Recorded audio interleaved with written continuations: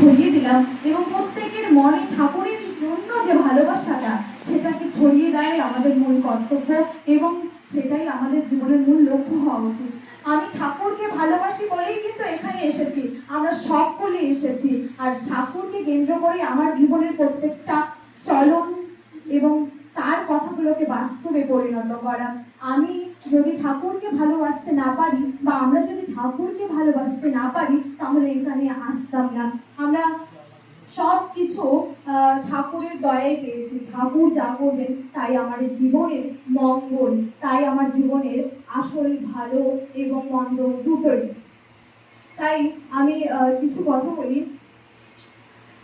যে যজন যাজন ইষ্টবিকে আমাদের জীবনে এমন একটা পর্যায় সৃষ্টি করে সেখান থেকে আমরা কিন্তু নতুন করে নিজেকে গড়িয়ে তুলতে পারি। তাই আমরা যেন সকলেই যজন যাজন এবং ইষ্টবিধি করি। তাছাড়াও আমাদের যে অমিত দাদা লিপির কাজ বলেছেন, লিপির কাজ যেন নিশ্চয়ই আমরা করি। তার মাধ্যমে কিন্তু আমরা সকলের মাধ্যমে সকলের কাছে পৌঁছতে পারবো এবং সকলকে ঠাকুরের পথে আনতে পারবো। শুধু আমি ভালো থাকলেই হবে না, আমাকে সবাইকে ভালো রাখতে হবে, সবাইকে ভালো রাখার চেষ্টার পথে নিয়ে আসতে হবে। আমার একটাই কেন্দ্র, আমার ঠাকুরকে প্রতিষ্ঠিত করা, আমার ঠাকুরকে নিয়ে যে কথা বলাগুলো আমার জীবনে চালন করেছি সেগুলোকে আরো তর থেকে আরো তর করা, সবার মাধ্যমে পৌঁছে দেওয়া।